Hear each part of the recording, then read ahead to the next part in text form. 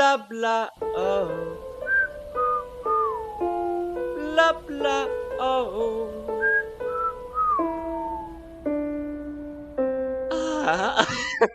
Hello and welcome back to Pop Talk, my beautiful audience. I'm your host, Cody MacDonald, and hey, look who it is. My usual season premiere go-to, Hunter Birch. How are you? I've been very well. Again, for any of our audience, rest assured I've been well. I did suffer a mild course of COVID, at least mild in my case. It was only about a week. No.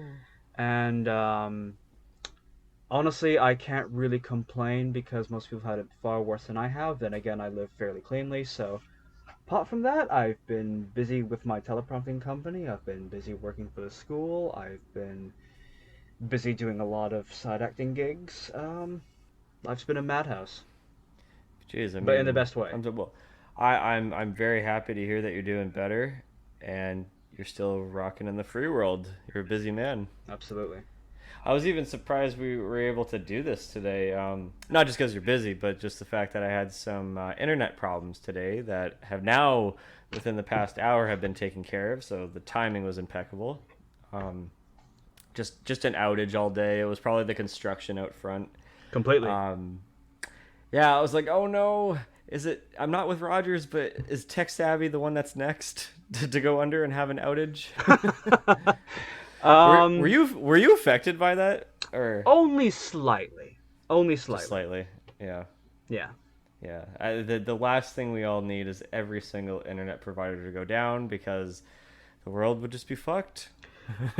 Well, you say that. A lot of people would be fine. I mean, businesses, of course, but like when it comes to, say, irritating my free time, like, oh no, internet, I got plenty. I got bookshelves for days filled with adventures. So, and not a lot of people Yeah. read enough, so it's definitely been my go-to thing. Hmm.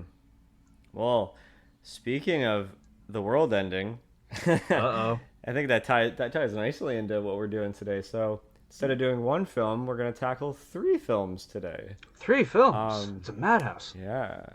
So like we talked before about like a great we started this whole show off with us both talking about Jaws, like a summer blockbuster, and we later on we talk about like prestige filmmakers like Villeneuve. Yeah. But like here's something that's a little misleading for my audience to know is that you and I are we're kind of lovable morons, aren't we? It's something that's been pointed out my whole life that I've only just started recently put together, which is, I may in fact not be all that bright. In fact, I may be a bit of an idiot. We're lovable idiots. We're so beyond the comprehension of understanding what the difference between stupid and stubborn is. We Yeah, I blur the mean, I line. remember, I remember meeting you and KJ at some point. I remember making like an avid fart noise, you both giggling, and I thought they're gonna be very comfortable in my presence if this is the route it's going. You pass gas, you laugh. Oh, hey, did we just become best friends? Yes. There's a bond immediately. Yeah, and you and I are quite fond of like certain dumb fun films. Oh yes. So we got a theme here. I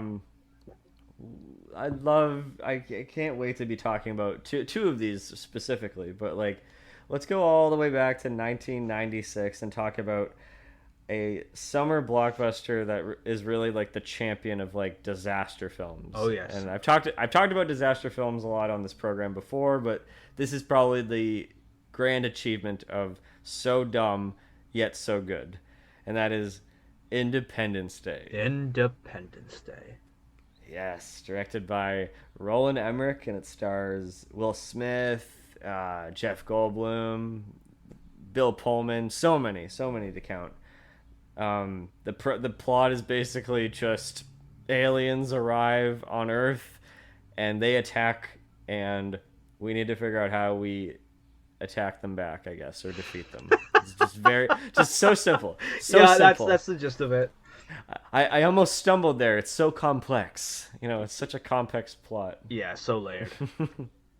Tell me, when did you first watch this? What were your first thoughts on it? Oh, I first watched this, I believe, it must have been, either 1998 or 99. I think it was 98. It was a I think I just found it on my dad's VHS shelf, and me being the moron that I am, I thought, ooh, it was like the 5-star VHS collections they used to have, and it was all kind of reflective and shiny.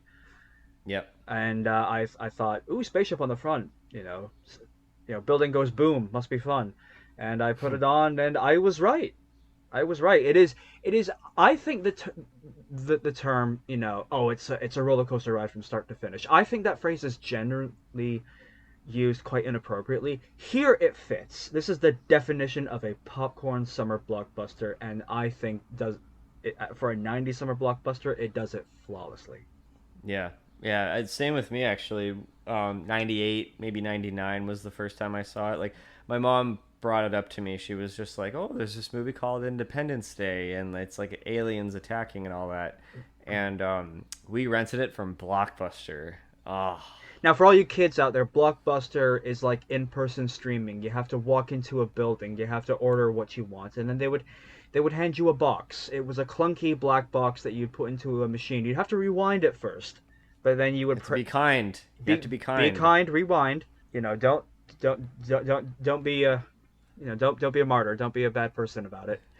And I mean, can you get any more like '90s Friday night than that? I'm so happy that happened to me. Like I like my mom and I went to Blockbuster all the time. That and Rogers Video and a whole bunch of other local video stores when they were still around. yeah, I had a I vividly remember watching Independence Day the first time, and like, I mean, I have a lot of nostalgia for it now because I had seen it countless times. yeah. It's like what you said. It is just like a definition of a very fun summer blockbuster popcorn entertainment. My first impressions of it were like I really enjoyed the first chunk of it. Like that first 45 minutes is like an actual like it's actually like really effective buildup It's towards very the good attack. build up. It's very good. Yeah, like I'm very happy that like it took its time to kind of establish all the globetrotting characters that we follow throughout the journey, but there's just like this looming threat that just keeps building and building because like they arrive and they kind of just hover there for a while, and then finally when like Jeff Goldblum's character David figures out that like, oh, they're planning an attack, we need to evacuate, and like that's where things just really start to like get get like pretty intense. And by the time the attack happens, it's like, my god, probably one of the best looking like explosions and miniature work I've seen in any movie ever. Like it's generally it still holds up. The special effects are Yeah. like very good in this movie. I don't even know if you can even call them miniatures because a lot of the buildings in the cityscape, if any of you watch the behind the scenes, they're pretty massive in what they did, and a lot of how they got the fire effect was, I don't know if you know this, a lot of the miniatures they built, they put it on a stage that could tilt so that the miniature sets went straight down, so the flame effect of when the first big attack happens on the city, all that flame that covers the city, that's flame going down. Oh, okay. Okay. Yeah. So it's almost like the platform that the miniatures are on are almost on like on a 90-degree gimbal. Yeah. And then the flames are going down as opposed to because what's the point of going down? Why don't just it shoot up? Because it makes the travel of the flame look far more aggressive, and Oh, okay. Okay. it created there was a more frantic pace to it, which after Okay, an attack I like see. that there would be. Yeah, totally. Yeah. Yeah, and just beyond that, like I mean, because the whole film is divided into like three acts based on like the 3 days that we follow between July 2nd and the 4th of July. So the first day is just like I said, like the build up, like they arrive, they kind of hover there, and then the attack happens, and then we enter into July 3rd, and like the second half of the film, it's just very satisfying to see us as humans fail one after the other. Like we're trying to like figure out what they're about. Like they got shields, we can't penetrate them. Like basically what happened was that like Area 51 has had possession of aliens and their crafts for like years, but no one had ever no one was ever told about it. but like even that, when they land, they feel kind of like defeated, like we should have been prepared for this. So that's another kind of failure to add to the mix. Mm. And just like this devastation that it like there's only like very small amounts of like like victories throughout that second act, but then the third act, when we get to like the 4th of July, when we actually like figure out a plan, do you find it a bit like it's so fast and it just kind of comes out of nowhere? Do you feel like it's earned? It's definitely a faster pace compared to the first two, but I think by then it is earned because the first third was such was such a fantastic build up. So Yeah. by the time you get to then, they literally are on a time limit before they attack again. So for me, um, the exposition that's provided definitely, excuse me, it definitely makes it feel earned in my eyes anyway. So you find the whole I don't want to catch a cold, eureka kind of moment to be earned. Um, I it's interesting. It's a mixed bag. It's It is a definitely a mix. mixed bag. It is Yeah. a mixed bag. I do and I don't. The funny thing about that is most people don't catch on the fact that it's almost a. It's more dated now than anything, but it's almost then it was a modernization of the War of the Worlds solution, Yeah. whereas instead of a an organic virus, it's a computer virus. Yeah, it's a clever Yeah, spin. I get the reference for yeah, sure. yeah. I just find that like the way that we, it's a cliche that I always hate in screenwriting, and I think this kind of like really like this is like a prime example of like our eureka moment where someone says some offhand comment that inspires another character to be like, wait, what did you say? Yeah. Oh my god, I have an idea. You're a genius. And just the I think actually if Judd Hirsch, because what happened was is that like David's dad is, this is when like all the characters are at their low point, and Yeah. like David's drunk and he's like there's no hope for humanity, and his dad's like get off the floor before you catch a cold, and that was the wait, what? Oh, you catch a cold, you're a genius. I think if Judge Hirsch's character had a cold throughout the movie and he was fighting it, Yeah. it's something to kind of be like, it's a setup, but it's a gradual thing, and you don't expect it to be a payoff later on. I think that would feel a little bit more I'll have earned. him sick Like, throughout the majority of the film. yeah, like, well, not, but you see him coughing. He doesn't have to, like, acknowledge it. Or Yeah, anything. that's fair. I mean, That's fair. it probably wouldn't be that far of a stretch from any sort of cliches that Roland Emmerich always does, because in both Stargate and Godzilla 98, he has jokes. The joke is that he sneezed. He has a cold. It happened in both of those films. I Oh noticed. my God, you're right. Yeah, I'm like, so there's not, it's not that far of a stretch for I his, never his put that dumb together. humor. I'm an idiot. I never put that together. Every single scientific protagonist or character type has a goddamn cold throughout. Maybe that was just something that happened to him when he was younger, and I just I don't know. Well, I know one thing that happened to Roland Emmerich when he was younger. He saw movies by an individual known as Steven Spielberg, and he said, "I need to do that for the rest of my life." yeah. I Bless mean, him. it's definitely clear that he's trying to be like Roland Emmerich is a showman. Like he has the tight push-ins. He has like the alien disaster type of like inspirations that Spielberg has, but for some reason, Independence Day is really the only time that I feel like he like it's lightning struck in a bottle with this one in terms of execution. Like he hasn't quite reached the charm and maybe the the moderate praise that Independence Day got ever since this came out. Like he just, because I think he keeps trying to capture that same feeling with the same like, oh, we follow our main character is recently divorced, or is a flawed character, and like through the disaster he builds his confidence up to win his family back or whatever. Like I feel like he must have had like a better editor in his early days. Yeah, yeah, that makes sense. That happens to all directors. I think it's at some point. Well, not all, but some, where they Yeah. get to a point where nobody really questions them on anything, and they don't feel they necessarily need to keep an editor or a companion who keeps them not necessarily in check, but just has discussions with them about certain things. Yeah, and I mean, I know it's him and Dean Devlin. They're like long, you know, producing and writing partners. Like Yeah. I see their influences. They like the monster, you know, disaster stuff. Like, in fact, I read up that both of them pitched to 20th Century Fox the premise of Independence Day. They said it's War of the Worlds meets Pulp Fiction, and then Really? that immediately greenlit them actually.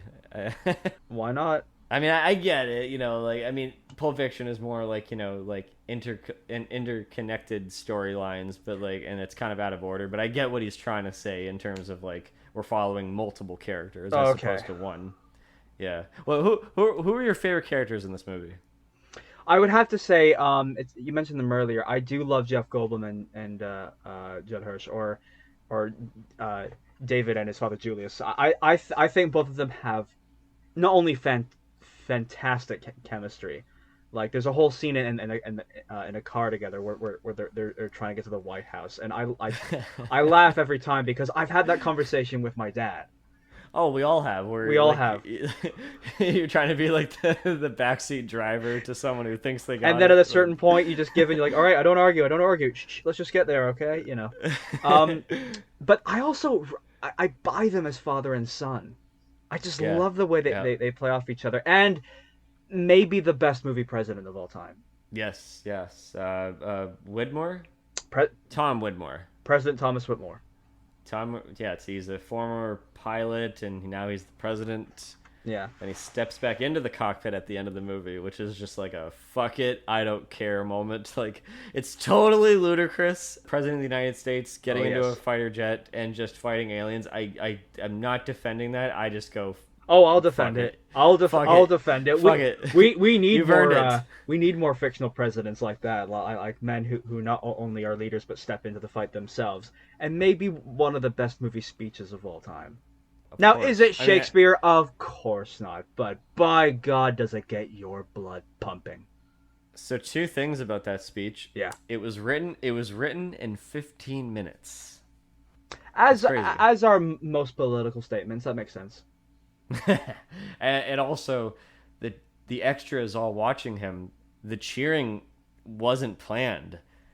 Actually, Oh, like that's Bill Pullman had fantastic. just said that, like dropped like this day we celebrate our Independence Day. The whole crowd just started cheering. That like that wasn't rehearsed. That wasn't planned. That just happened. Nor was the best extra of all time who just gives that hard salute by the end. Oh yeah, yeah, yeah. Actually, what's so funny about I read something interesting. So the filmmakers contacted the U.S. military to help them out with like lingo and dialogue to like work on the and actually allowed them to possibly to use like some aircraft like some fields Yeah. for shooting this film. But once the military read in the script the Area 51 segment and realized how much involvement, how much that was, they bailed. They backed out. Oh dear.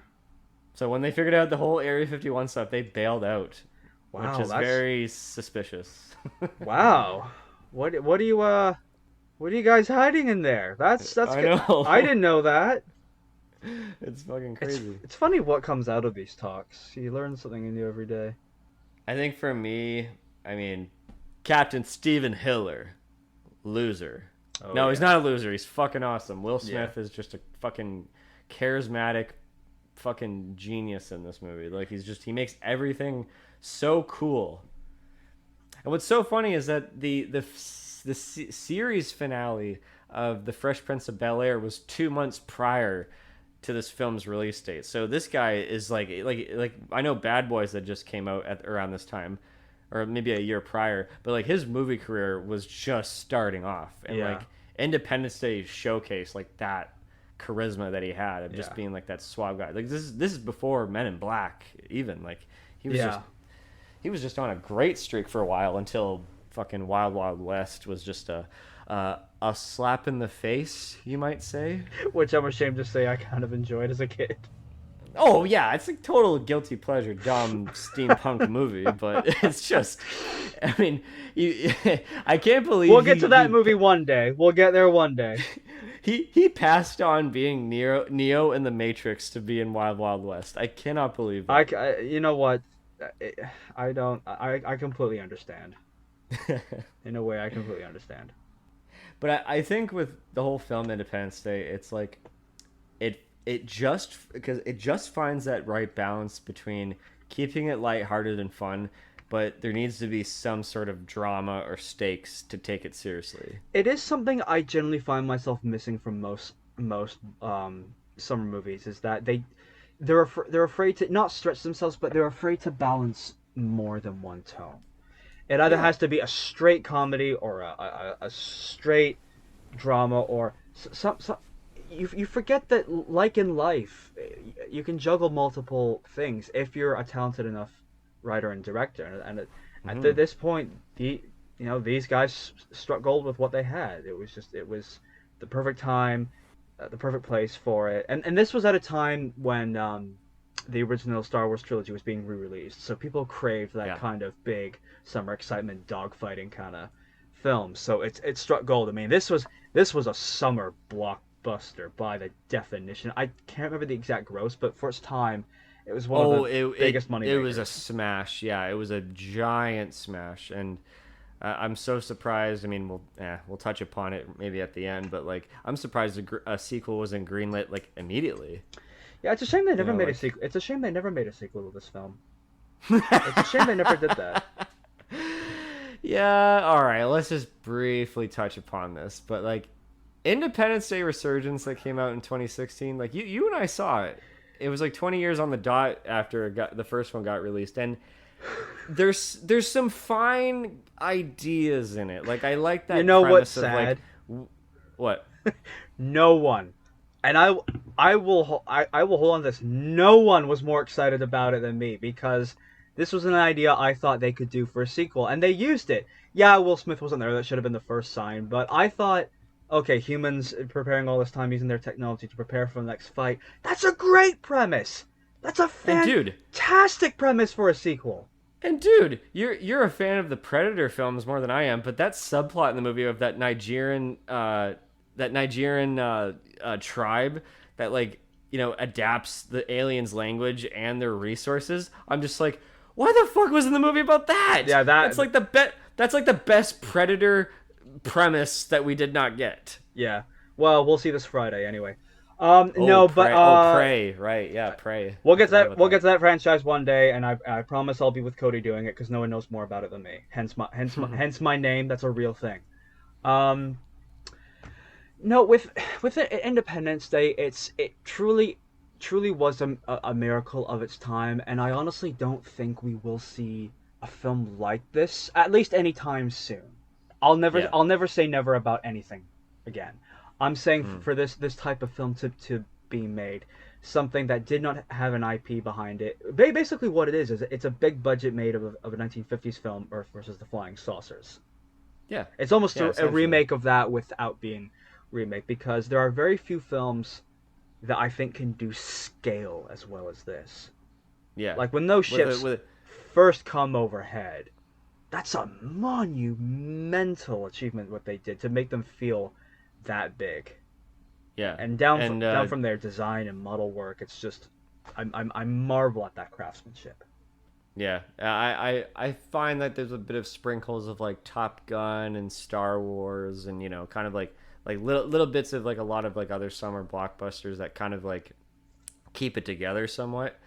But like I said, like I like the build up and the suspense is probably the most effective aspect of the film.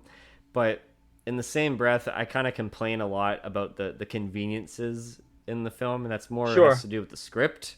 Because like, oh, this character ends up with this main character, and this character ends up with that one. Like, there's a lot of like screenwriting conveniences that can kind of perhaps weigh the film down a bit if you're thinking about it too hard.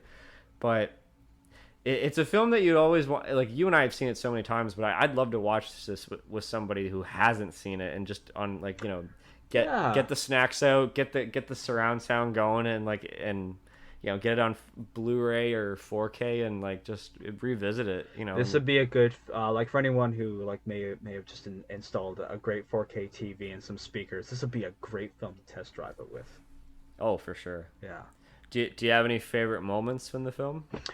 Favorite moments. I do love. Again, it just goes with what I'm kind of into. But I do love the first dogfight. You know, Captain Hiller, and they take the Black Knights, as they call themselves, when they have that first attack with the saucer, and then the small attackers come out, and they have a bit of a battle around the ship, and it leads to um, one of the greatest FEM moments where, you know, the battle ends, he crashes, the alien ship crashes, and we get our first peek at what the aliens actually look like, and we have that great moment where Will Smith, Captain Hiller, pardon me, he's all cocky, and he's like, "Where are you at, huh? Where are you at?" Just absolute bravery that I wouldn't have in this situation, and he kind of takes off part of the hood of the craft. The alien pops up, and he just sucker punches the damn thing. And this is back in the time where we cheered for Will Smith hitting something. So this was a great moment, and he's like, "Welcome to Earth." And he turns on, about to light a cigar, pops one in his mouth, and he's like, "That's what I call a close encounter." One of the great '90s moments in my eyes. I thought Oh, that's absolutely. that's so, again, it showcases just how charismatic he is, and just the FES spirit of humanity against a threat like this. Hmm. And in any other film, it would be quite scary, but this is a borderline hysterical moment, and it works. Yeah, there's so many one-liners in it too that like it's almost like there's too many to count, really. It's a film that got selfish with one-liners because there's a whole sequence by the end when they're flying out of the mothership. They straight up steal from Jurassic Park. You know, must go faster, must go faster. They straight up, Oh, and it's Jeff Goldblum again doing it. I don't know if I mentioned, but Roland Emmerich wants to be Spielberg. Oh God damn yeah, it. oh yeah. Did you know that the the famous money shot of like the aliens blowing up the White House? Oh yeah. The shot In the from the movie. trailer, in the trailer, it was just the White House, and it didn't have like a helicopter taking off in front of it. Apparently, they were kind of like they got like feedback saying it's a little insensitive to just have that. Just so bluntly having the White House, it's kind of like un-American. At the same breath, the Capitol building gets blown up. That's okay. The Empire State Building gets blown up. That's okay. But we'll just put in like this very awkward, like helicopter trying to take off, but it doesn't, like, just to mask it. I Yeah, don't get this is America. Let's not apply logic to this. You know. it.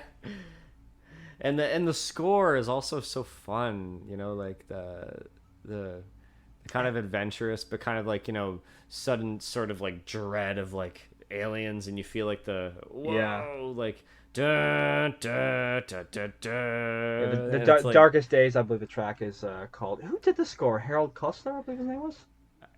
yeah, Harold something. Yeah, you're probably right. Something. Yeah.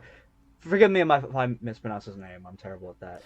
My favorite bit of the score was actually just when we get those people on the building welcoming, quote unquote, the aliens, and Yeah. we get like the alien is just the ships are just opening up, and like everyone's faces are all entranced, and you get this blue light. Just the build up of that with the score up until the alien ship starts to charge its laser and it shoots it down. Yeah. And I love that there's no score, hardly any score at all during all the fire just tearing apart everything that you can see. Funniest part for me, and it's just so like I think it's the pure delivery of Jeff Goldblum, but it's like I just, I love when like it's when oh my god, his name David and Steven, when they're the ones that are gonna go to the mothership at the end, and they're using like that one of the little alien crafts, when it's just like this build up, like, we got this, it's time to rock and roll, and then they're yeah. just like it hits the sides and it just doesn't work out, and they're like, oops. What do you mean, Like, oops? wait, what do you mean oops? What do you say about oops there? It's just everything feels so improv and natural, and it is true. Will Smith and Jeff Goldblum like ad-libbed a lot in this movie, which it shows. Like Absolutely. there's a lot of stumping, and there's a lot of like just everything feels kind of natural and not so scripty. Well, it had to have been. I mean, because we actually, my friend, this is my friend Eb's favorite film, if I remember correctly. Like, he, like, not only does he look like Will Smith, he's a big Will Smith aficionado. We did a script reading of this, Oh, and we nice. found a lot of moments that actually weren't in there. So you're right, a lot of this was improv, and I think this is one of those films that benefited from that. You know, Actually, made the characters feel more human in a time where humanity has to just be themselves and bond to fight and survive. actually, one no, no, I take it back. My favorite little exchange between the two of them was right after that. They get the plan that they're gonna like implant a virus into the mothership, and like uh, Steven will be the one to like pilot and everything. Yeah, He volunteers for it. I know where you're It was going. after everybody like just goes their own ways and they're both together. David just goes, "So do you really think you can fly that thing?" Steven's like, "Do you really think you'd say all that bullshit you just said?" I think my favorite has to be just before they attempt to fly out, and they may reference this line earlier, where Steve hands David a cigar, and he says, "Not until the fat lady sings." Fat lady. And then they're about to leave, and David says, "All right, can you get us out of here?" And then Steven says, "I ain't heard no fat lady." And then David's response is, "Forget the fat lady. You're obsessed with the fat lady." It's a great minor line that bears no importance, but it shows their dynamic between a sense of urgency and then a sense of charisma, back and We forth. should have gotten more It's a scenes with those two. Oh, Like, they were wonderful together because they were yeah, complete polar opposites that just worked. Like yeah. that would not have been a middle ground. That either would have not worked at all or worked completely. Thankfully, it was the Hmm. latter. And just even just the momentarily moments of the moments of drama. For instance, like Stephen Hiller reassuring Jasmine like everything's gonna be okay. Like he's saying like I mean he'll eat his words later, but he's like I'm sure they didn't just fly 90 billion light years to Earth to just come here and start a fight. Yeah, about You that. just little moments like that where you see some genuine fear with a lot of people. Mm. But nothing is really as kind of heartstring tugging than the president's wife Oh dying, yeah. and just how they handle it with like the with who was the daughter's name again? Oh, I don't know her name. I just know that the both of them call her Munchkin throughout the film, which I thought was rather Yeah, cute. the Uh, the the president's daughter right after President Woodmore leaves the hospital room. He just lost his wife, and the daughter just goes, "Is mommy sleeping now?" And he kind of just goes, "Yeah, mommy's sleeping." Like that's kind of just like the only way you can almost like handle a scene like that and to yeah. almost like soften the blow a bit. Really, really touching moment. Hmm. And yeah, I think that's kind of like all the highlights I can think of right now. I mean, it is an experience. It's just like one of those like movies that kind of defines that era of like the mid 90s. Like that was like the time when like Space Jam was out and like everybody was just that's just like I'm so happy that I watched this movie at least in the 90s, like, whether it was 98 or 99. Yeah. I felt the repercussions of it still, and the fact that it played on TV so much growing Oh, this up was on was TV all the time. I would as all a the kid I would time. stop channel surfing and I would watch certain battle sequences they have in it for sure. I can have this on as like a background movie or watch portions of it. Oh, I it's a can. great background film. Every 4th of July, whether I'm paying attention to it or not, I have it on. Yeah, There's a whole channel I have access to that plays this like 24 hours. it's got to be one of the crowning achievements of just like one of the movies that are just like so fun to watch with my parents, more specifically with my mother. Actually, like we quote this all the time. She has some suspicion ever since I became a bit of a filmmaker or a film snob, as she wants to say, Yeah. that she claims I don't like this movie when I say no. I love this movie. I think that Independence Day is something that doesn't try to be anything else than just being a fun blockbuster film. Doesn't go anything below that or past that. It doesn't pretend to be anything else. Yeah. Sure, you can complain about how cheesy and how convenient it can be sometimes, but it's a well-oiled action blockbuster machine, and I think it will hold up for a long time. I argue you're always going to need a bit of cheese in your life. You can't, be a snob and just watch The Lighthouse for the rest of your life. I probably could, but that's not what I want to do. Exactly. Something like this is definitely it's Independence Day is probably the best version of, say, like a brilliantly flavored cheeseburger. Is it something Yeah. I want to make a diet of? No. But by God, you crave one every once in a while. When you have it, oh boy, is it satisfying! You know, it's got cheese on it. It's got some nice fries on the side, bit of ketchup. It's got bacon in it. You know, it's all the good stuff. One thing I will say that we haven't mentioned. Yeah. You know, we talked about maybe the best movie president, the best speech. I think this Yeah. film has the best movie redneck in Russell Oh Case. hell yeah, Randy Quaid Randy Quaid. as what's his name again? Russell Case. Russell. Yes, Yeah. Russell. Yeah, this guy is an American hero. Yeah. Best He's use of a he has. redneck as well. Just blow himself up to take out an alien spacecraft. Hello, boys. I'm I'm back. back. Oh, thank God they didn't go with the original ending where he flies up with his crop duster. Have you seen that I deleted scene? have. I would have hated that. Oh, that was so bad. That was too much. Like, see, that's where it goes too far. You know, like, yeah, they boiled things down. Actually, one quick question: have you seen the extended cut of the film? That's the only version I watch. Oh, really? Okay, yeah. It took me years to realize on the DVD, like, you know, I had it on VHS and, you know, rented it a lot and on TV, but it wasn't until the DVD that I realized that there was a lot more, like, extended stuff. Like, for instance, like, you know, Russell and his kids, like, there was a lot more, you know, scenes with them. Yeah. There was a few more with, oh my God, we forgot to mention Dr. Oaken.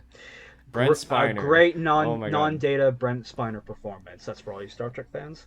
Yeah, The most he's fantastic in this. Like the most he takes what could have been like a very like generic stereotypical mad scientist character, but he adds so much to it. yeah, had that role would have gone to Rob Schneider, I would have hated this movie.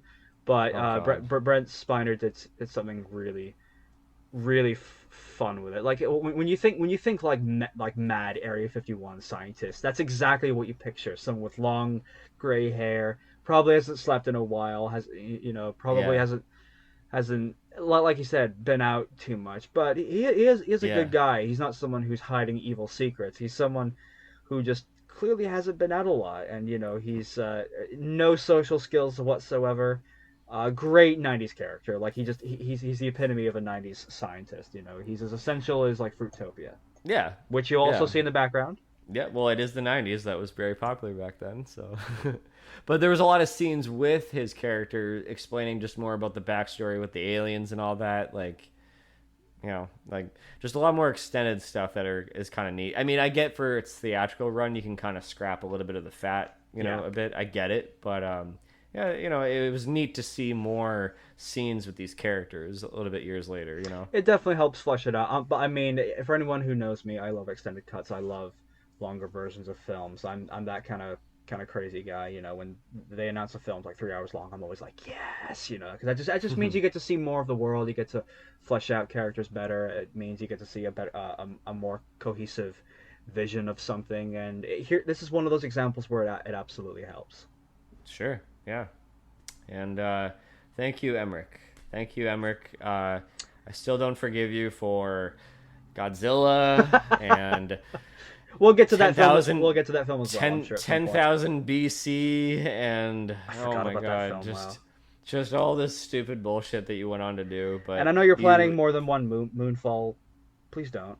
oh my God, Moonfall was I haven't even actually a seen bit of a. Moonfall, but I don't want to see It was actually enjoyably bad. I actually thought it was Okay. so funny. It Okay, was so I'll fun. take your word for it. I recommend it. I recommend it to you. Yeah, I mean, listen, All right. I won't hate on him for Godzilla because as a kid I enjoyed it, and I can't. Oh, I yeah. can't I hate won't. him I for it. won't. I won't deny that. I watched it a lot as a kid. We'll 98 get to that Godzilla. film one day, you and I. We'll get there one day. Oh God. I mean, there's only so many times I can go. Stop trying to be like Spielberg. Hey Cody, that's a lot of fish. Oh Jesus. All right. The '90s. The 90s. Yeah. You kids had to be there. Oh man. All right. So the next one. Speaking of the 90s, we're actually at the tail end of the 90s. Ooh yes. We go to 1999 with The Mummy. Wow. directed by Stephen Sommers, and it stars Brendan Fraser, Good old Brendan Rachel Fraser. Wise, Arnold Vosloo, Jonathan Hamm, I think that's how you pronounce his name, um, Odith Keir. Yeah, I'm trying to remember all their names. I'm sucking at this right now. But basically, the premise of the Mummy, it's essentially a soft like ish remake of the Boris Karloff film from the 1930s. Mm. Instead of it being just like a straight up horror film, it's actually like an adventure horror film with like some lightheartedness to it, where in the midst of them trying to like people trying to discover like a lost city in Egypt, they accidentally resurrect a high priest that's a mummy, and they just have to stop him. Or as Rick O'Connell himself said in the movie, uh, rescue the damsel in distress, kill the Kill the bad bad guy, guy, save save the the widow. world. Love it. Oh This man. is, what's funny about Independence Day and the Mummy is that they both kind of go hand in hand. Where They they're kind of both, do, yeah. well, that's why I thought thematically this would be like a nice like triple feature. We'll get to the sequel a little bit later. But they're both just so fun that it kind of makes the dumbness forgivable, because it's just, Oh yes. I don't know, but I find the Mummy is a little bit more concise with its tone. It's a lot more consistent than Independence Day. Like it really does feel like there's not a moment where I doubt like, ooh, is this trying to take itself a little too seriously? No, it is cheeky 100% with the Mummy, but there's enough of like a kind of a threat with Emotep. Like Oh, I consider him a threat, absolutely. he's enough of a threat, but and it's played completely straight with him. Yeah. But I find that I think actually Stephen Sommers said it to Brendan Fraser best. He said, "I want you to play Rick O'Connell like he doesn't care about what's happening." Like that's so us as an audience can actually relate to him a little bit more, like of him just like being completely inexperienced with like hieroglyphics and just being basically the opposite of Evie, played You know by what? That's actually Rachel Weisz. a brilliant summation of his character. I think that's why I loved him so much. I mean, there's this whole moment for me that it's the combination of the quick edit of it and Brendan Fraser's timing, where Yeah. The leader of the Magi that live in the 1920s when this film takes place, late 20s, early 30s. They're at Hamunaptra, and this is after the first attack. And he says, Yeah. "I told you to leave or die. You refused. Now you may have killed us all." And the way he plays it so fast, and Rick's quick line is, "Relax, I got him." He's like, "I don't care about your J.R.R. Tolkien bullshit. I shot him with a shotgun. It's fine." That just sums up his character completely. Oh, there are so many lines in this. Like when they're all getting ambushed by a bunch of people that are possessed by Emotep, and they're trying to hurry up Evie to find where the other book is. She's like, Yeah. patience is a virtue, and then the whole people barge in. He's like, not right now, it isn't. Just Oh, it's so good. so much sarcasm, so much it's so Brendan Fraser really kills it in this movie. Like I'm happy that he brings like a spirit of like clearly Indiana Jones, but it almost feels like if anyone's dad is just in the role. Oh, this is this is absolutely. When I first saw this, I'd only seen Raiders. I hadn't seen the others yet.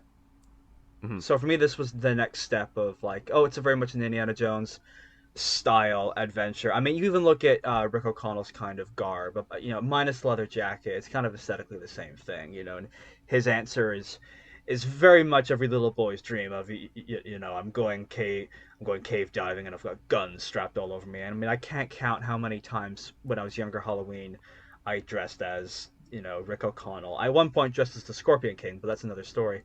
But Rick O'Connell's maybe one of my favorite '90s protagonists, just for what we were talking about, and For sure. it helps that Brendan Fraser's so lovable. I mean, I also associate him with George of the Jungle, and in that he's so much fun. And in this, he's playing that kind of cool guy.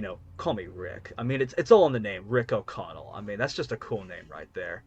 Yeah. And yeah, he really makes the film his own. I mean, right from the opening, well, not directly the opening, but his introduction, that whole shootout, where he's got guns all over and he's not afraid to beat the living piss out of his friend Benny.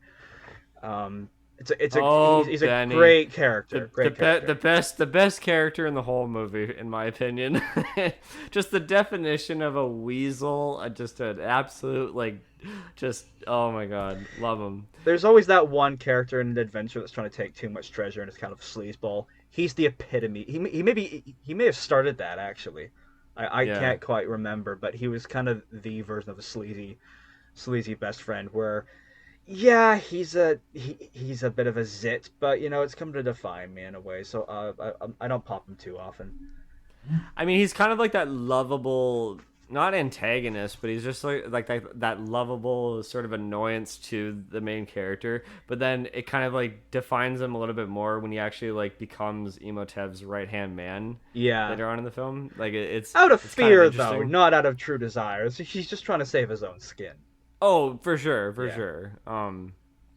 Yeah, they're like what like little setups and payoffs in the film that really like kind of like that I kind of get a kick out of. Like, remember the Americans on the ship on their way Yeah. like when they're cutting the cards playing, and one of them was like.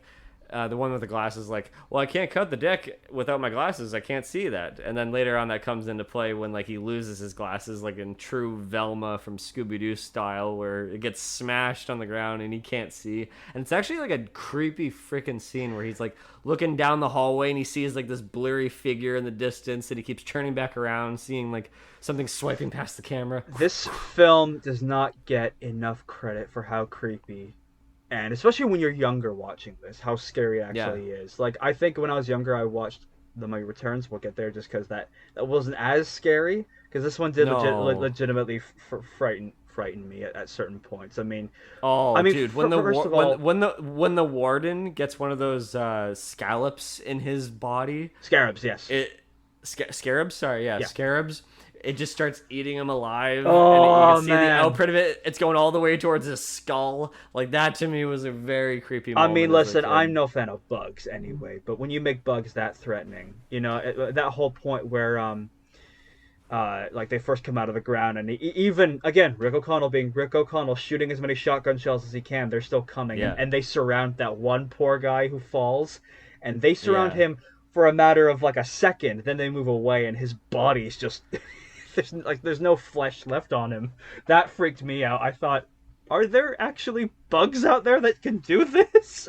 There's not anymore. I No, hope no. so. Like scarabs don't actually do that, but I was a dumb kid for all I know. They were hiding out there in the sand. You know, Yeah. I thought, man, it's coarse, it's rough, it's irritating, it gets everywhere, and it has these little bastards running around. No, siree, thank you. I actually found the very opening, the prologue to like just the backstory of Imhotep and Oh, his love beautiful. interest, Anox on a Moon, like just a very effective opening actually Yeah, of just like backstory. It's very well paced, and it's very like a juggle of like romance and like tragedy. It's very Shakespearean almost, and it like lends itself to a lot of like kind of like I was about to say bad effects, but like they're actually like they're effects that actually work in this film's charm, where a lot of things are yeah, practical, a lot of things are actually like in location. Like that's why I like the climax of the film. yeah. Sorry to jump all the way to the end, but just to compare it, We're where all over the the place. whole It's fine. the whole climax is like all in like this one tomb, and it's just very simple. It's just like I need to save Evie, and I'll fend myself of all these like mummies, and like it's just I think it's such a simple little climax, even though we had just came from a scene where they're in a freaking plane trying to get away from a giant like wall of sand with a face in it, like Yeah.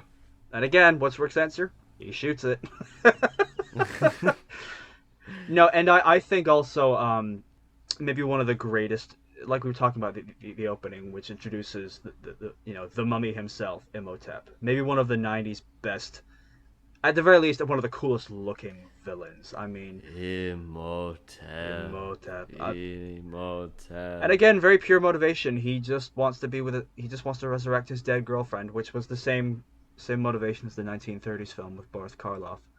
It carries out that whole thing carries out in the next film, and he actually has like a pretty like satisfying tragic arc. Oh my Emotep. God, he has a tragic ending. We'll get there. Yeah, for sure. But yeah, even from when we first see him, human, and when you're a kid watching his mummification, the torture he went through. Oh, geez, yeah. Oh man, I mean, like Actually, I feel bad for the Americans, but I know they didn't know that they brought it on themselves by opening up the chest, but like their deaths can be pretty brutal looking. yeah, Just getting sucked all the way dry, all the way down to the bone. Oh my god. yeah, that's a nasty way to go. It's a really nasty way to go. I mean, that's the whole thing. Like this is you talk about the mummy. Like when you think mummy now, this is the kind of character that comes to mind. Like he goes through several stages of mummification, which now that I think about it, is really impressive. He starts from that no eyes, decayed flesh. Then he gets a little bit more skin, then a little bit more skin until he's more or less human looking, and he more or less is kind of a wizard in his own respect. He's command over the sands and Yeah. can will the scarabs, can bring other mummies, can summon them, and just a really cool villain. I think he's like I was about to say the most consistent, but come to think of it, everybody is very consistent in this film. Like Evie sticks to being just like that, the book smart, the someone that's there. She's almost like literally like the driving force of the quest. Oh, completely. Her adventurous heart. Her annoying, brother Jonathan is just kind of there. He's kind of just there in both films, but he's just a great balance because you need a character like that. He's kind of like a 90s sitcom character that somehow found his way into an adventure film. Yeah. It's like this guy doesn't funny, really belong, but I'm not unhappy he's here. and one of the more interesting characters, Arif Bey. I know he was kind of like underused in this one, but He's so cool. I find yeah, like the tattoos and just like his sort of like presence is always like really like a great like subtle warrior kind of esque. But Yeah. the part that I loved was when they were in the plane and he's hanging off the side of the wing and he just has like this childlike enthusiasm. Like Absolutely. he's never been on a plane before. I mean, yeah, in the second one they kind of ham-fistedly, say like, this was my first bus ride. It's like, not too subtle as opposed to how they did it in the first one, but Yeah. yeah. But yeah, like every character is really consistent, and I find that like there's always like that looming threat with Emotep. And oh my god, dude, I just remembered one fact about this. Brendan Fraser almost died. Like that hanging scene.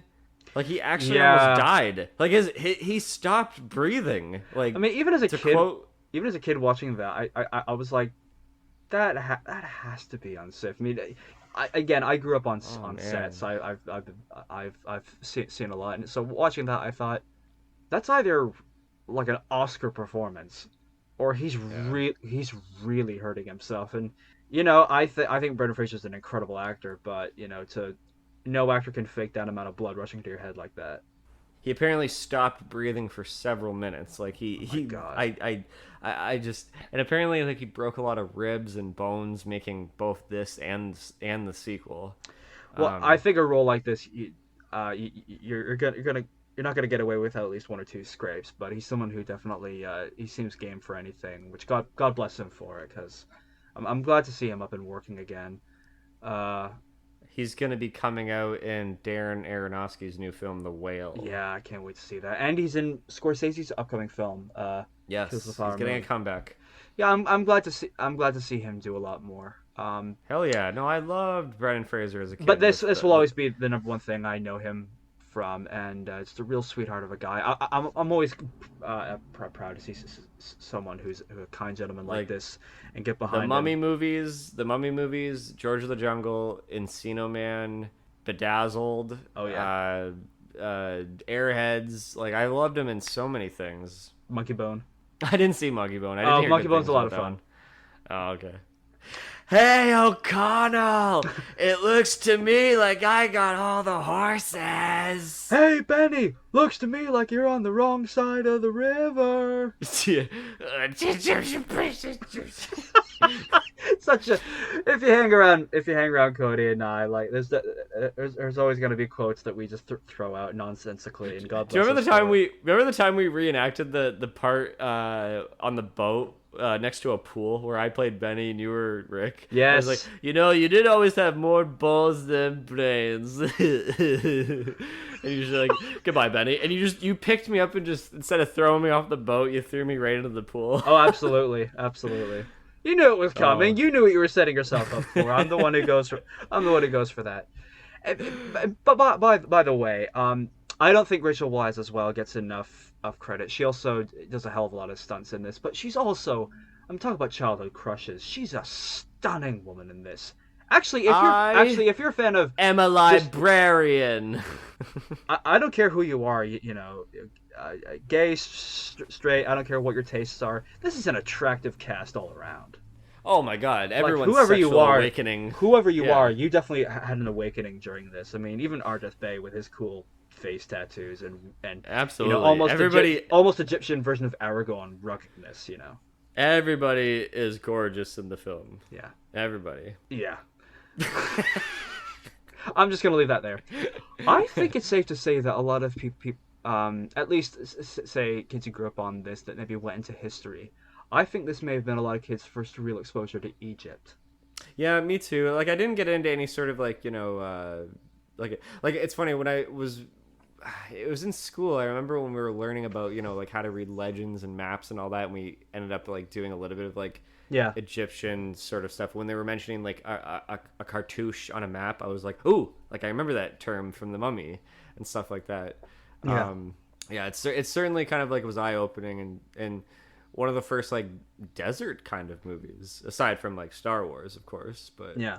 yeah, like it's a film I associate with just like like the sand. Like I like the whole sand wall thing is beautiful, you bastards.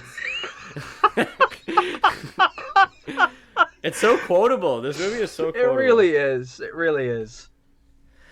But to end things off, like I don't know if you have any other things to say. Like there are films that will absolutely like I can get into the minutia of like the tone and the atmosphere and the drama. Yeah. And anytime that like I feel like I need like a pick me up, I just need to throw on the scene where Rick picks up a chair and throws it across the room and Oh just my God. knocks Benny right to his ass, and I feel I instantly start laughing with Now joy. look, Like I'm it's just sure so that was fucking a funny. prop chair that was rubber or whatever, but whether it's the sound or whatever, but man, he absolutely beats the living shit out of him in this movie.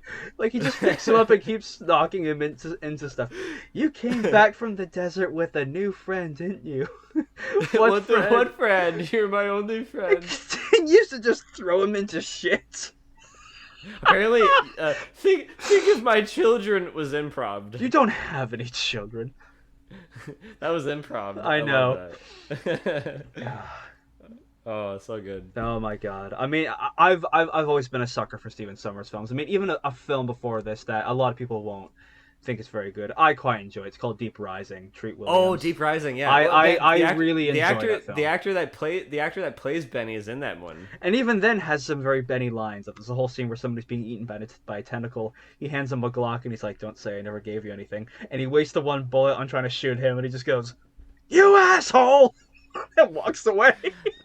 That movie is like the Poseidon Adventure crossed with The Thing.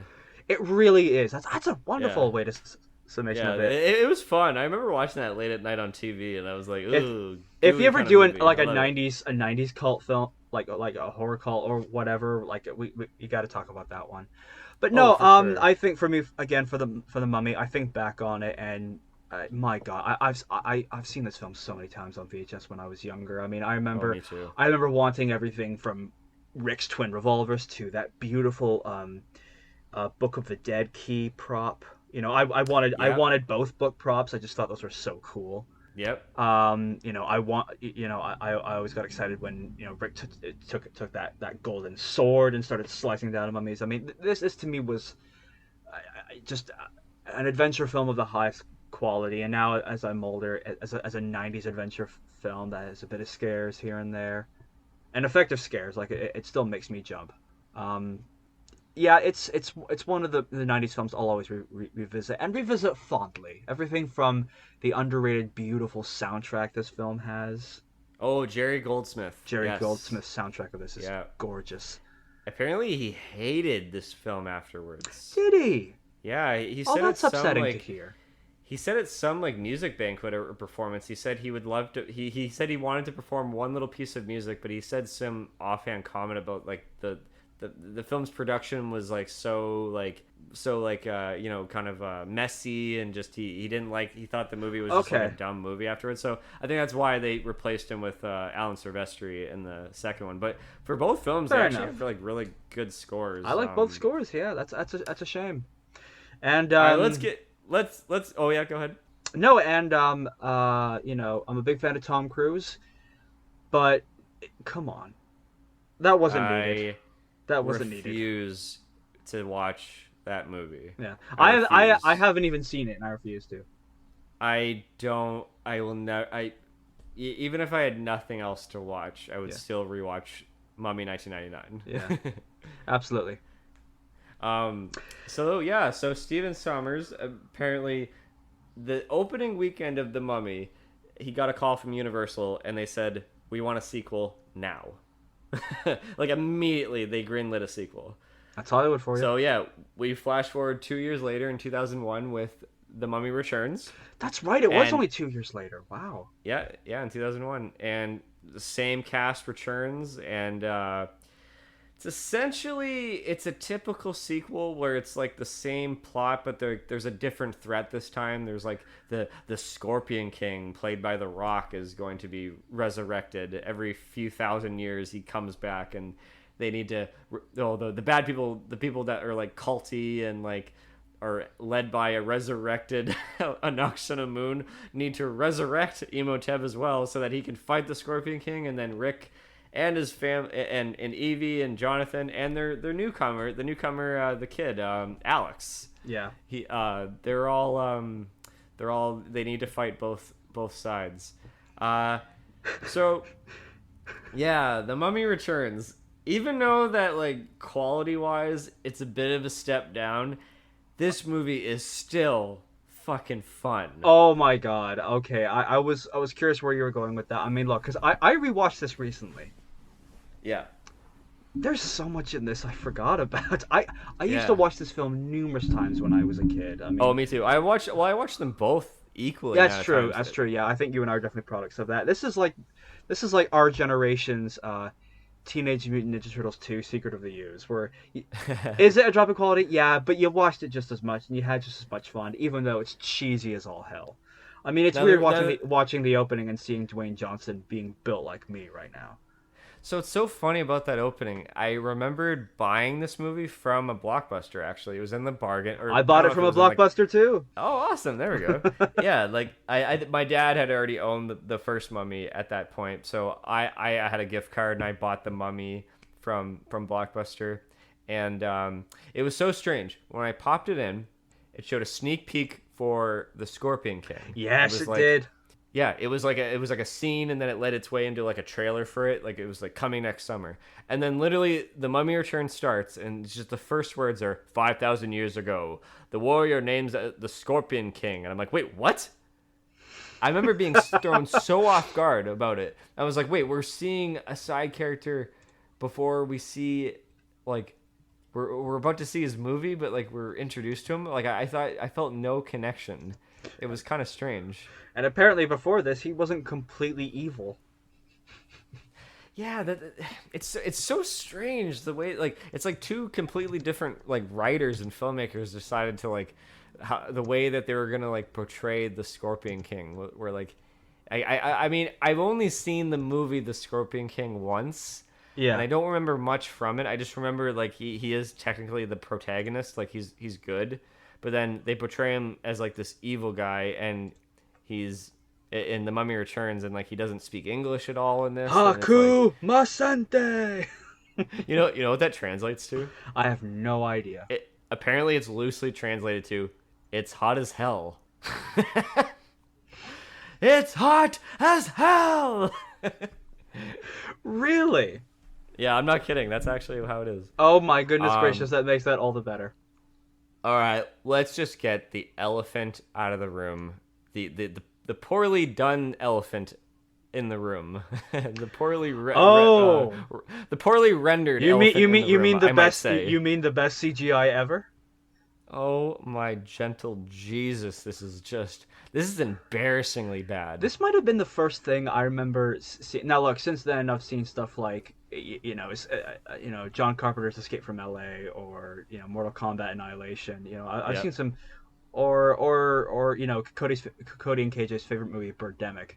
I've seen some bad CGI in my time, but I think this was the first time I remember I remember watching something even for the time.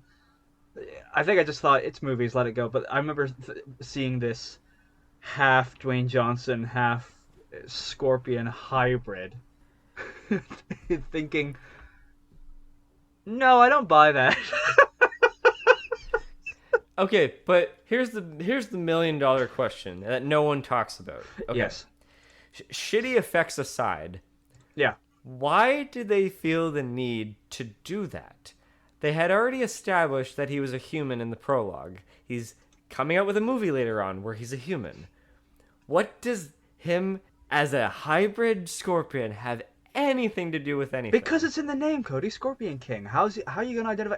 This to me screams of like a John Peters situation of wouldn't it be cool if Superman fought a giant spider? You know. Yeah, but I think it would have been a great three-way awesome fight between Rick Imhotep and the Scorpion King. Yeah, he just Like he just came out, shirtless tattoos, swords in each hand, and just thought, just fight that way. That would have been better, but I think they thought, no, you went big with the effects. You got to go something, Well, like that. this film came out around a time where people thought computers can do anything. I mean, look, this was not a great year for movies. I mean, this came out the same year as Jurassic Park 3 and Fast and the Furious. So I'm not gonna I'm just gonna say this was a very silly time for film. Oh, Universal, you were on a roll that year. Yeah, Yeah, Universal. I'll say exclusively. I'm not gonna diminish yeah, all yeah. year. Yeah, it's kind of like you watch it and you go, wow, they really put so much more effort in the special effects than they did with like actually like having like consistency and like the tone or the characters. Because okay, the characters are back, and even though that to a certain extent both Rick and Evie have evolved a bit, Yeah. like they're parents now, and I kind of like the character, their son Alex, where you can kind of see a little bit of like the smart ass of his father, but also the smarts of his mother kind of in him. It's perfectly like it's a great performance, really. I think the kid is really good in this movie, actually. Yeah, yeah. No, he actually he's much better than I remember. I don't know if some part of me thought that was the kid all that great in this. No. To be fair, he was actually Oh, really good. when he's fucking with the guard, like the one played by Adewale. Adewale Akinoye Adeje, yes. Oh, okay, you know his full name. Okay, well he's Mr. Echo from Lost. I know him from. Ah, There's my yes. name Of drop. course Yeah. you do. When he's fucking with him, it's so funny. Yeah. Like it's always the best. I don't trust you. You'll look. What? Or when he like takes the knife and it goes right between his fingers. Whoa, that was amazing! What a perfect aim! What are you talking about? I missed. Yeah.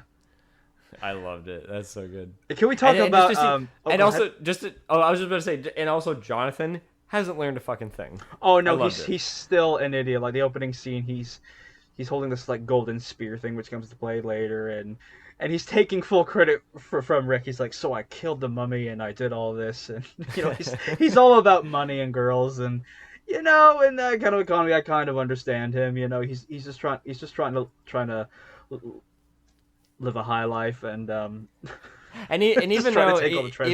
even though Arif Bey is kind of like I like how we get to see a little bit more of the Magi's in this movie, and Yeah. there's a lot more scenes with them. He goes on the quest, on the journey with them. Yeah. He still lends to a lot of hilarious bits. One in particular that one of the last few times a few years ago when I watched this with Pat, we had to pause the movie because both of us were just belly laughing. Like we were crying. What part? It was when because the whole thing with the movie is that, like, Alex, their son, has like the Scorpion King bracelet. Oh, I and think I know what you're talking about. when he shows it off and says, when I put it on, it just flashed all this stuff before my eyes, and then Honest Mother just goes, by putting this on, you've started a chain reaction that will bring about the next apocalypse. And then, like, the music just cues.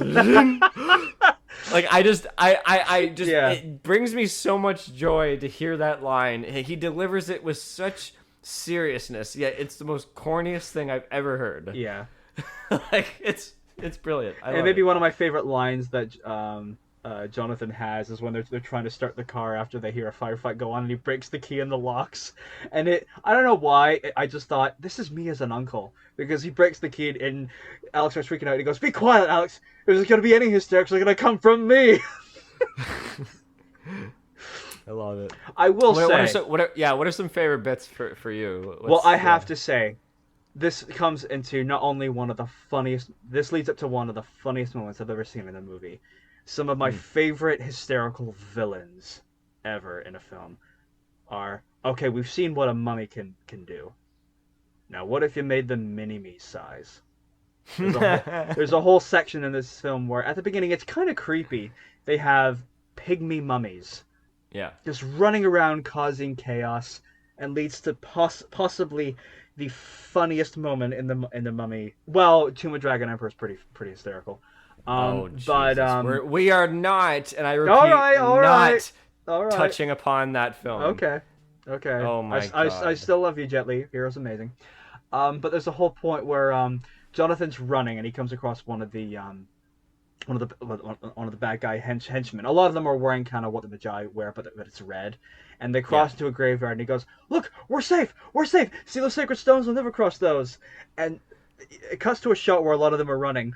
One of the little pygmy mummies carrying a spear looks back, and they make like almost like puppy squealing noises. It comes back, goes, "Arr!" And then it does a javelin jump and jumps on the one guy and spears him. Jonathan screams his ass off. The pygmy mummy stops, looks at him. Jonathan screams again, and the pygmy mummy gets freaked out by that and just crawls away like a monkey. The henchman there is just standing with a spear through him, looks at Jonathan. Jonathan's like, "I'm sorry, my mistake," and just pisses off. Like, the whole scene, it's like a 3-minute scene. Just, it has nothing to do with the plot. Guy that gets stabbed, kind of just like looks back at I know, Jonathan, he looks back at him like, are you kidding me? And it's like, is this guy dead or what? I don't even know. I know. It's so good. Oh man, some of the funniest villains because like, they're kind of intimidating at first because they're tiny, they have like bone daggers, and you thought, if these things get near me, they probably could kill me. And to be fair, I wouldn't want them chasing after me. But it's kind of in that same league of like that film Eight-Legged Freaks, where the villains are giant spiders, but they're making all these hysterical noises. You can't take the threat seriously. Yeah. Oh, it's hysterical. That's the thing with this movie, because it's so, visual effects heavy-handed. Yeah. It's almost hard to take some of the threats seriously sometimes. But like, there's not a single part in this movie where I felt there was like a threat as opposed to the first one. No. It's just action. It's non-stop action. Some decent good action scenes. Like, I actually liked the scene earlier on where it was the double-decker bus in London. Like that stuff great was fun. action set piece. Yeah like that was fun. But most of the movie, to be honest, and you probably already know about this, but it's just like they do a lot of like, remember because this was in the first movie, like instead of in the first movie when the all the aisles in the library kind of fall like domino style. Then Alex, he knocks down all the pillars inside the tomb. The same shot where it's just panorama, just boom, boom, boom, knock, knock, knock, knock, knock.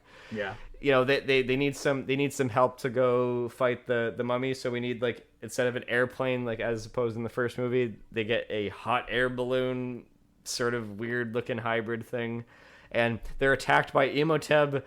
Except for it being sand, it's in the water, and like it's.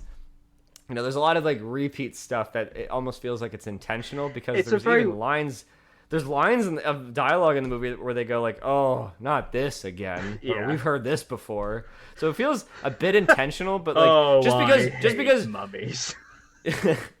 But just because you're intentional and you're kind of like winking like, it's happening again, but like that also like where do you draw the line where it's like, okay, come up with some new stuff then, Yeah. which this film kind of does, but it kind of doesn't. The I don't pro know, the it's kind of this problem weird no the thing. problem is that anything new it introduces is hysterical. Is what? Anything new they introduce is just hilarious. Like whether it's Oh, Izzy.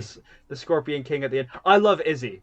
Izzy's Izzy, fantastic. Izzy, Izzy was so fucking funny, and because like I thought like, oh, he's gonna die the same way Winston died in the first one, Yeah, I just was really happy he didn't die. I was so happy he didn't die. I did not want him getting shot in the ass, Yeah. but this time it's in his heart or something like that. Just yeah, like there's so many good parts in this.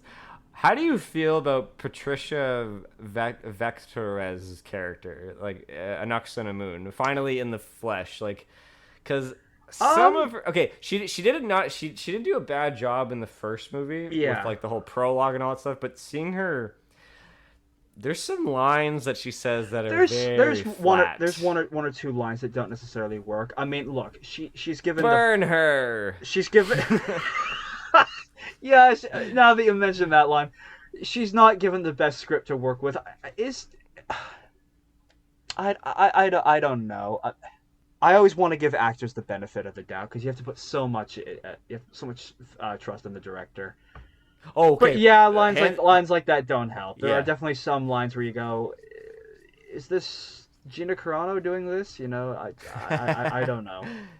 Apparently, Patricia and Rachel, Rachel Wise, they both did their own stunts themselves. They Which is trained awesome. for 5 months straight Yeah. doing the knives fight, and the knives fight is actually pretty well done. Yeah, as a kid, I questioned why I like that scene so much. Now I don't. Yeah. No, all jokes aside, much like the first film, this is a beautifully designed film, costume work. Because you think about how many different time periods they have to play with, and they all do a Yeah. fantastic job. The Alan Silvestri score, like the theme. Yeah,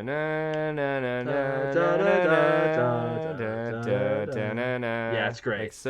It's very adventurous. It's very catchy. Yeah. I'm trying to think of other things in it. I know There's like, also things I wanted another. You may not find this as funny, but I always found it funny. There's a moment where the Scorpion King's crawling around, finds kind of Imhotep's right hand guy, and just like grabs him and is like climbing along the roof, and he's like, "My Lord Imhotep, save me, save me!" And Imhotep just goes, "Why?" Oh, the subtitle text in this movie is so funny. Sometimes it Oh, goes it's all brilliant. caps. It's brilliant. Like when Imhotep recognizes Rick right away, he goes, You! all And in these caps, all giant caps, exclamation points. Yeah, all the exclamation points. It's so funny. Yeah. Yeah, I'm trying to think of other things. Oh yeah, how do you feel about this whole like they basically take like our ordinary characters that we've been established to from the first film and sort of like amped them up to like these like ancient gods. Like Rick is now it was a magi in another life. Evie is the reincarnation of the pharaoh's daughter, the one that like called all the magi's to her father in the prologue in the first one that was he was getting stabbed. Like it's just everybody's makes sense amped for up. a film. I hate to say it, it makes sense for a film like this, especially for something to be rushed. It's well, you gotta upgrade our characters, make them feel important. Well, we love the Magi. Yeah. Let's just make Rick a Magi. Why did he always do it? Because it was in his blood. He was destined to do stuff like this. Yeah, it's very silly, but again, this is a concept where a mummy can come back to life and make kids float and all that shit. So, in the grand scheme of things, compared to some of the silliness that the other film has, I don't find it as big a stretch. Now, it's still a stretch, of course, but Yeah. it matches the epic, silly tone that the second film had. And again, I don't. Is it a drop down in quality? Absolutely, absolutely. But it's still one I enjoy quite a bit. I mean, there are so many wonderfully cheesy moments in this, but at the same time, it's also a pretty badass film. I mean, they're still loading up with guns and swords and going on a high rollicking fun adventure. Loads of fun set pieces, loads of enemies to cut down. It's almost I'm a just it's yeah. almost Go like ahead. a childish version of an Uncharted video game. Totally. Yeah, that's a good comparison Yeah, actually. Yeah.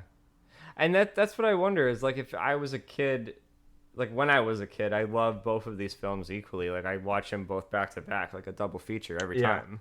Like they went so well together. But I'm thinking like if I'd watch it, if I say I watched these with fresh eyes, hadn't seen them before today, I think I would get a little bit more out of the first one, but I wouldn't care as much for the second one. But I think it's again, I think all three of these films that we're talking about tonight is just there is definitely that layer of nostalgia. Like it was innocent times. We like the kind of flair of adventure and action and yeah. some twinkles of like comedy, but just like I don't know. I'm not gonna say like these movies like define me, but like they definitely taught me about like how you can genre bend films in a certain way. Because like you said, like you just touched upon when we were talking about Independence Day, where one film is like you're either a straightforward drama, you're a straightforward comedy, you're a straightforward action. It's interesting to see some films that know how to like have like this ebb and flow Yeah. of tones and like kind of keep things together. And even though sometimes like the tone might be a little bit too like up and down, like you don't know how to feel sometimes. It's challenging. It's really hard to do this type of filmmaking sometimes. And if you can come out entertained, then you done your job well. Yeah, I always come out entertained of this. Now, granted, with the first film, I'm generally just entertained throughout of it as a film. Whereas this, Yeah. I'm entertained through very different mediums, whether it's just the fun adventure side of it, the characters, but also some of the interesting line deliveries and some questionable effects here and there. Yeah. Um, but I will say it did do something else that I thought was really cool, which is where the first film you had like in terms of bad guys, had like just like the mummies and a lot of warriors like that. This was the first time I was introduced to the character of Anubis, and I love what they did with that as an enemy, where they had like this big kind of battle between the Magi and the Anubis being the big dog-like warriors. Oh, right. Yeah, yeah. I forgot Yeah. that's their names. Yeah, yeah. Excuse me. Just Yeah, a I swarm, just a complete swarm of this army. It's yeah. just all I see is all I see is a bunch of 110s just Yeah, rendered. That's all I see when they're yeah. charging. It's so funny That's looking. all. It's true. It's true. I mean, we weren't quite. Well, we were, but they didn't have the budget of, say, the computers for the Lord of the Rings. Oh Um, yeah, yeah, I get it. Yeah.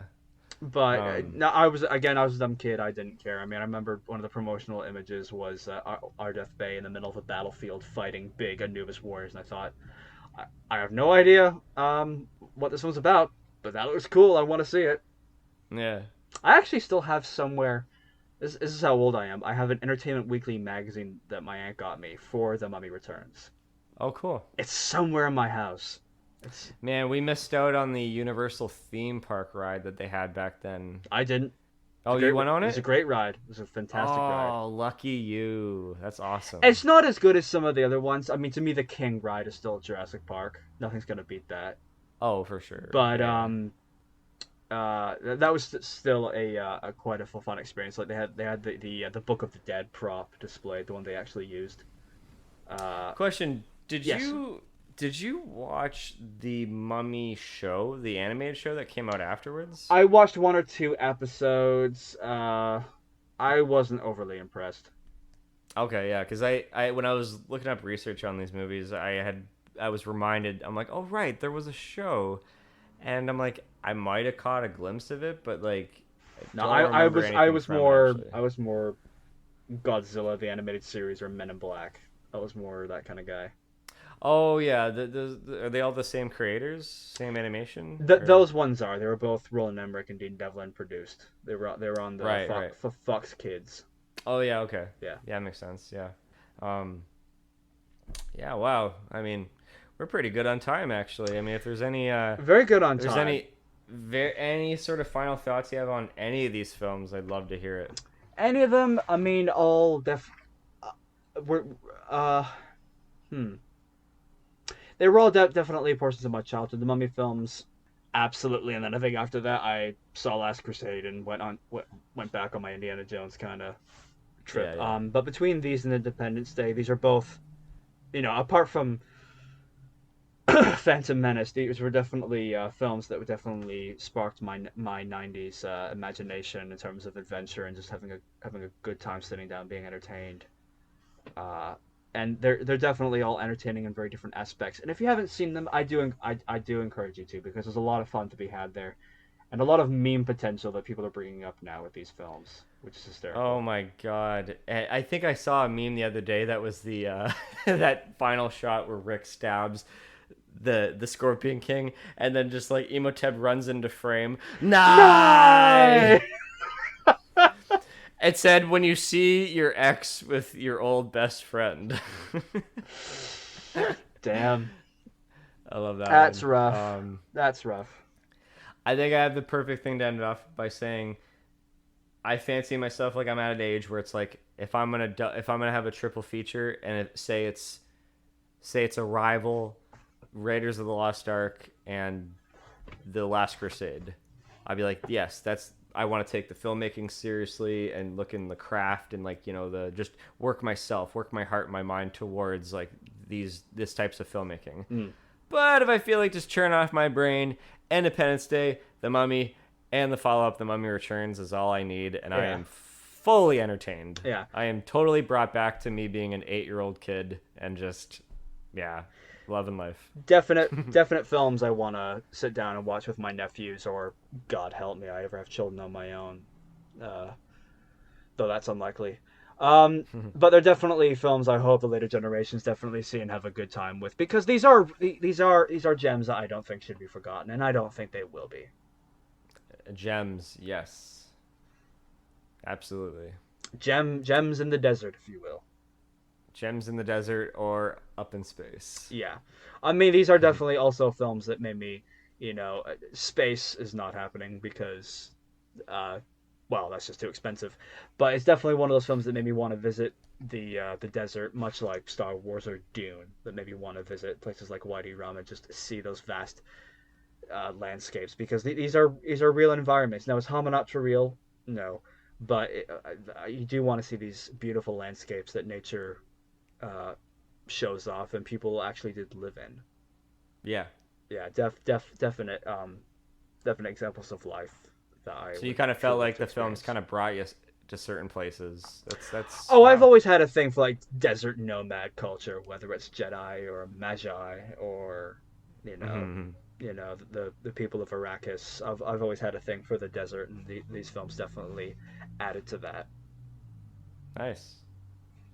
Well, Hunter, this was a pleasure. It was a bit of a fast one, but I think it was, it's nice to not break down a film too much, like how I used to do it with you.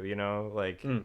I think just like broadly shooting the shit is kind of like shows that I've evolved as a podcaster. Oh, absolutely. I mean, I always enjoy listening to these.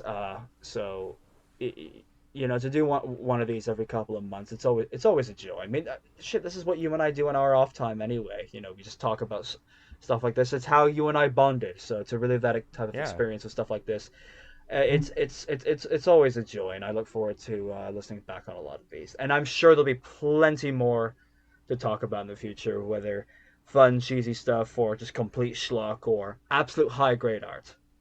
We'll Because you see. know what it was when I was like, I want to talk to Hunter about some movies. I just don't know what it is. And I actually got the idea of like these three films based on how highly enthused we were about Top Gun Maverick. Yeah.